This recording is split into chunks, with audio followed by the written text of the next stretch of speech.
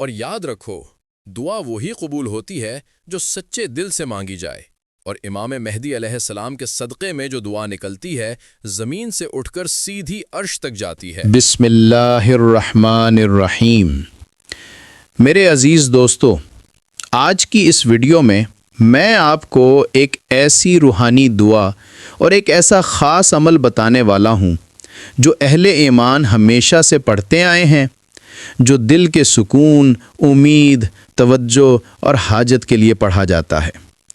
اور یہ دعا امام زمانہ امام مہدی علیہ السلام کی طرف منسوب ہے، جن کا انتظار ہر عاشق اہل بیت اپنے دل میں رکھتا ہے۔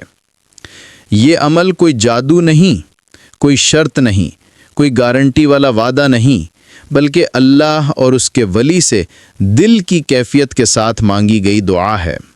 کیونکہ دعا ہمیشہ اللہ ہی سنتا ہے، پر اہل بیت کے وسیلے سے مانگی گئی دعا دل کو روشنی، امید اور محبت دیتی ہے۔ آئیے اب چلتے ہیں اس خاص دعا اور عمل کی طرف۔ وضو اور تیاری۔ سب سے پہلے آپ باوضو ہو جائیں۔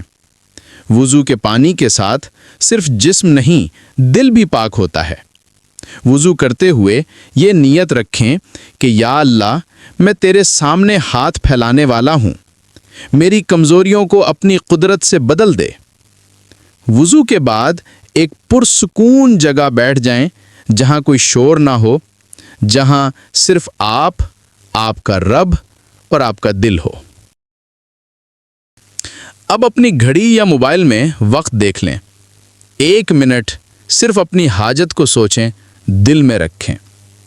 جس چیز کی کمی آپ کی زندگی میں ہے، رزق، صحت، گھر، اولاد، محبت، کامیابی، جو بھی ہے، صرف 1 منٹ اسے دل میں ایسے رکھیں جیسے ایک چھوٹا بچہ اپنے والد سے ضد کرتا ہے، بابا مجھے یہ چاہیے، بابا مجھے یہ دلاؤ۔ اسی طرح اللہ کے ولی کے وسیلے سے آپ بھی اپنے رب سے مانگیں، سچے دل سے، کسی جھجک کے بغیر، کسی شرم کے بغیر، بس اپنی حاجت کھول دیں۔ اب یہ الفاظ کہیں۔ 1 منٹ گزرنے کے بعد دل پر ہاتھ رکھ کر آہستہ آہستہ یوں کہیں، اے میرے مولا، اے میرے امام مہدی علیہ السلام، میں آپ کے وسیلے سے اپنے رب کے آگے ہاتھ پھیلا رہا ہوں۔ میرے مولا، میرے خاندان، میری جان، میری اولاد، سب آپ پر قربان۔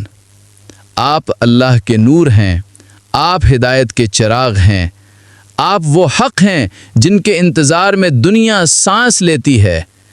میرے مولا، میں کمزور ہوں، آپ میرے ہاتھ تھام لیں۔ جو دعا میں نے اپنے رب کے سامنے رکھی ہے، اس دعا کے لیے آپ میرے دل کی گواہی بن جائیں۔ اگر میرے رب کو میرے لیے بہتر لگا تو وہ مجھے ضرور عطا فرمائے گا،